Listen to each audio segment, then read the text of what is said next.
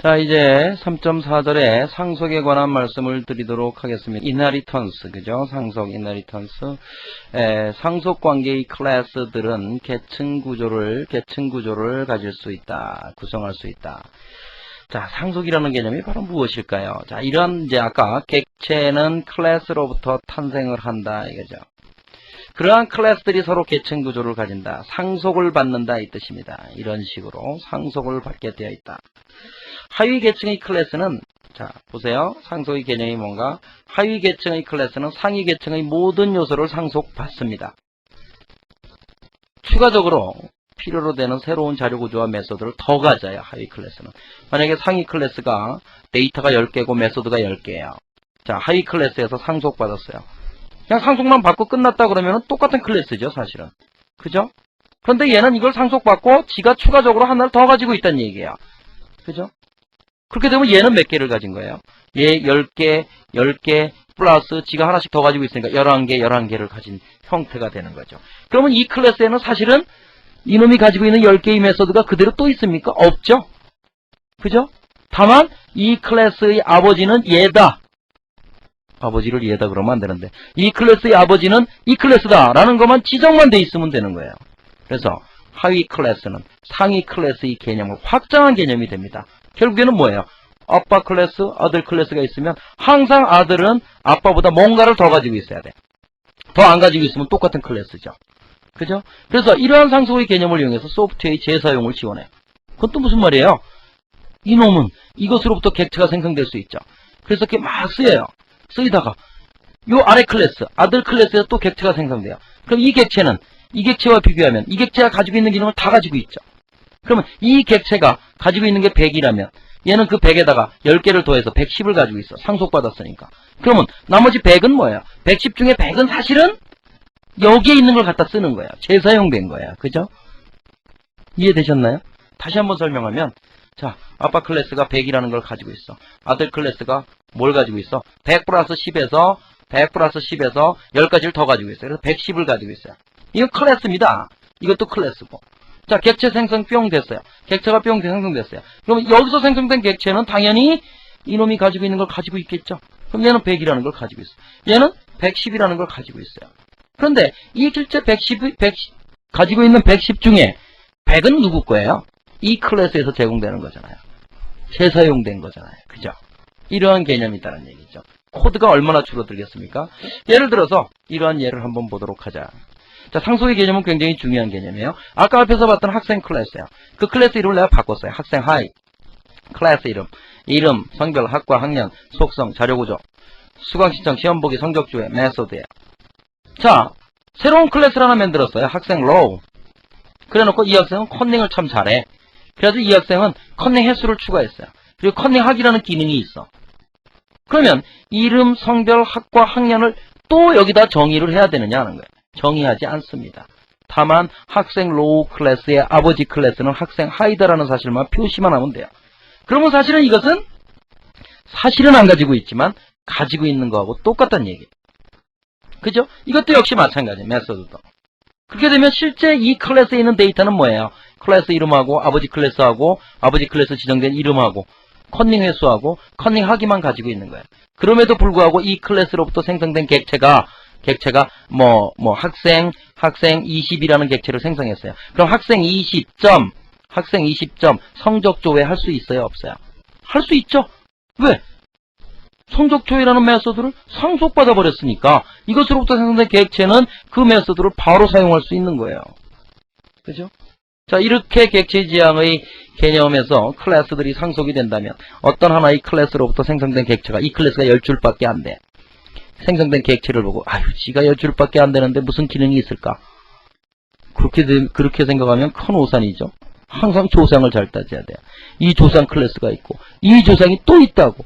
이게 또 있다면 자, 이러한 다계층 구조에서는 어떻게 되겠어요? 이 클래스는 아버지 조상 클래스의 모든 기능을 다 상속받아 버려요. 왜냐하면 이 사람 요 아버지 거, 요 아들이, 요 아들 것도 요 아들이 다 상속받으니까 결국엔 여기에는 엄청나게 많은 기능이 있을 수 있는 것이죠. 자, 그걸 항상 생각하셔야 됩니다. 자, 클래스의 계층 구조를 이렇게 살펴본다면 그러면 어떻게 해서 계층 구조를 이루어 나갈 수 있을까? 위에서 아래로 확대되는 개념이라고 그랬어요. 그래서 우리가 새로운 클래스를 만들 때 기존 클래스의 하위 클래스로 선언해서 그것을 확장한다는 개념으로 선언할 수 있는 것이죠. 그래서 그러면 새로운 클래스를 기존 클래스로부터 기존 클래스에 확장을 한다. 기존 클래스로부터 확장한다. 이렇게 한다는 의미는 무엇일까요? 새로운 클래스가 기존 클래스보다 뭔가를 더 가지고 있다는 얘기죠. 그래서 여기 보시면 새로운 클래스의 속성이나 메소드를 추가해서 기존 클래스를 확장할 수 있다. 이러한 클래스는 이렇게 계층 구조를 이룰 수 있어요. 우리들이 실생활의 예를 한번 보죠. 실생활에서의 예. 자, 생물이라는 클래스가 있어요. 생물이라는 클래스. 생물 밑에는 동물이라는 클래스, 식물이라는 클래스가 있어요. 자, 여기서 잘 생각해야 됩니다. 그러면 생물이 가질 수 있는 요소는 뭐가 있을까요? 이 뒤에 두 개가 있으면 이 두 개의 공통적인 부분밖에 못 가져요. 그렇겠죠? 왜냐하면 생물에 예를 들어서 숨을 쉰다. 생물은 숨을 쉬죠. 어떤 생물? 이거는 가질 수 있어요. 그렇지만 움직인다, 걸어다닌다. 동물들은 움직일 수 있죠. 걸어다닐 수 있어요. 이 특성은 얘가 가질 수가 없어요. 왜냐하면 식물은 걸어다니지 못하니까. 그죠? 만약에 여기에 걸어다닌다라는 속성을 얘가 가진다면 얘는 어떻게 돼요? 상속받죠? 그래서 식물이 걸어다녀야 되는 거예요. 그러니까 이 속성을 가질 수가 없는 거죠. 공통적인 속성을 가질 수밖에 없죠.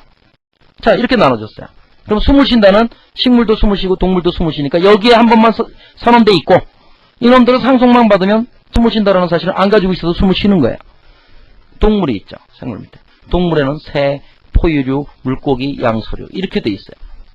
동물이라고 한다는 것은 뭐야? 이제 여기에는 움직인다라는 속성을 이 클래스가 가질 수 있어요. 그죠? 움직인다. 다 움직이니까. 그렇지만 날아다닌다라는 속성은 못 가져요. 왜냐하면 새만 날아다니지 다른 건 못 날아다니니까. 그럼 날아다닌다는 속성은 어디로 내려와야 돼? 얘가 가지고 있어야 되는 거예요. 새가. 그죠? 얘가 날아다닌다. 자, 이제좀 이해가 되셨나요? 동물 밑에 포유류. 포유류 밑에 사람, 사자, 코끼리. 그죠? 포유류는 이거는 뭐예요? 포유류 밑에는 걸어다닌다라는 속성 가질 수 있죠. 물고기는 헤엄쳐 다니지만. 그죠? 자, 사람은 웃습니다. 웃는다라는 속성을 얘가 가질 수 있을까요? 못 가지죠. 그건 사람만이 가질 수 있죠. 뭐 TV 선전에 뭐 호랑이가 웃는 모습이 잠깐 본 적은 있긴 있습니다만은 실제 호랑이가 웃는 건 한 번도 못 봤어요. 그죠? 그럼 여기서 우리가 가질 수 있는, 여기서 우리가 생각해낼 수 있는 것은 이 클래스의 계층 구조에서 위로 올라갈수록 공통 속성을 가지게 되고요. 속성이 당연히 간단해질 수밖에 없어요. 아래로 내려올수록 클래스 계층 구조에서 특수화되고 상위 속성이 상속되고 개별 속성이 추가되고 속성이 많아지게 돼요. 그죠? 자, 이 구조를 가지고 한번 보죠. 클래스 계층 구조에서의 상속관계를 한번 보죠. 자, 생물은 호흡한다라는 속성 가질 수 있다 그랬죠. 자, 동물은 여기 이제 이렇게 상속된 거죠. 이렇게 상속된 거죠. 호흡한다 가질 수 있어요. 동물은 호흡하고 걸어다닌다. 그죠? 그럼 동물 입장에서는 아버지를 생물로 했으니까 아버지 클래스를 호흡하는 건 당연히 상속된 거예요. 포유류 입장에서는 동물을 또 아버지로 했으니까 동물이 가지고 있는 호흡한다, 또 동물이 추가적으로 가지고 있는 걸어다닌다, 이걸 다 상속받죠. 그죠? 사람은 또 포유류를 다 상속받죠. 그러니까 결국에 사람이라고 하는 클래스에는 뭐만 정의돼 있어요? 사실은 웃을 수 있다라는 사실만 정의돼 있어요. 나머지는 뭐예요? 아버지로부터 조상으로부터 상속받은 거예요.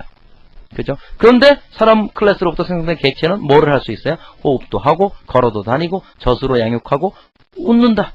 이거를 다 할 수 있다라는 얘기죠. 자, 코드가 굉장히 절약될 수 있을 것이다 라는 생각이 듭니까? 안 듭니까? 들어야 되는데. 그렇게 되겠죠. 객체 지향에서. 그죠? 자, 이렇게 클래스의 계층 구조로 이루어진다 한다는 사실을 아셔야 돼요. 한번 예를 한번 볼까요? 자, 사람이라고 하는 클래스가 있다. person. 그죠? 사람. 그 다음에 그것의 하위 클래스로서 student, faculty, staff. 우리 대학 같은 데죠. 대학의 구성원이라고 하는 클래스. 구성원. 구성원에는 누가 있어요? 학생. 그죠? 그 다음에 대학의 구성원에는 뭐예요? 학교는 다 같겠죠. 뭐 학생, 교수, 직원이 다 같은 학교에 다니니까 그런 데이터는 여기다 집어넣을 수 있죠. 그렇지만 시험보기 기능은 스튜던트에만 들어가 있어야 되죠. 그죠? 학생들 후생복지를 지원하기, 그거는 스텝에만 들어가 있어야 되죠. 직원에만. 교수는 가르치기, 그죠? 자, 이런 구조죠. 또 학생도 언더그래듀에이트 학생, 그래듀에이트 학생 이렇게 또 나눠볼 수 있죠. 자, 이랬을 때, 뭐 이것은 우리가 이미 많이 들어본 이야기죠. 슈퍼 클래스, 하위 클래스, 슈퍼 클래스, 서브 클래스, 상위 클래스, 하위 클래스. 그죠? 우리 자료구조 같은 데서 많이 슈퍼 노드, 그 다음에 서브 노드, 이런 얘기를 많이 들어본 적이 있어요. 그래서 아빠 클래스를 상위 클래스, 아들 클래스를 하위 클래스라고 부릅니다. 자, 상속의 개념이 굉장히 중요한 개념입니다. 이 부분을 여러분들 꼭 이해를 하셔야 되겠어요. 재미있는 것은 이러한 상속이 하나의 클래스로부터 이렇게 이루어집니다. 또 이게 이렇게 이루어집니다. 그죠? 상속이 이루어집니다. 또 요 클래스가 또 다른 클래스로 또 상속이 될 수 있어요. 또 요놈이 또 이렇게 두 개의 클래스를 또 상속시킬 수 있죠. 이런 그림은 얼마든지 허용이 돼요. 뒤집어진 그림. 자, 두 개의 클래스로부터 하나의 클래스로 상속이 되는 경우. 자, 이런 것을 우리는 multiple inheritance, 다중상속이라고 부릅니다. 자바에서는 다중상속을 허용하지 않습니다. 허용하는 언어가 있어요. 객체지향 언어들 중에. 교수님 이거 더 좋은 거 아닙니까?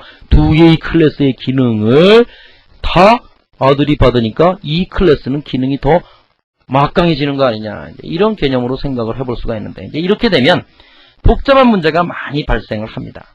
그죠? 아버지 클래스를 찾아가는 문제. 아버지가 여러 명이니까. 그래서 자바 언어를 양반 언어라고 그래요. 왜냐면 아버지가 항상 하나밖에 없어. 아버지가 이렇게 둘이면 이게 어떻게 되는 거야, 이게. 이게 문제가 있는 집이잖아요. 그래서 자바 언어를 양반 언어다. 아버지는 항상 하나만 둔다. 즉, 멀티플 이너리턴스를 허용하지 않습니다. 그렇죠? 허용하는 객체지형 다른 언어들은 있는데 자바 언어는 그것을 허용하지 않아요. 그렇지만 이제 멀티플 이너리턴스가 또 좋은 점들이 있어요. 이제 그런 것을 이제 뒤에서 우리가 배울 인터페이스 같은 것을 가지고 커버를 합니다. 자바에서는. 자, 이렇게 해서 상속에 관한 이야기를 마쳤습니다. 제가 말을 가능하면 좀 천천히 해보려고 노력을 하겠습니다. 자, 다음 시간에 뵙겠습니다.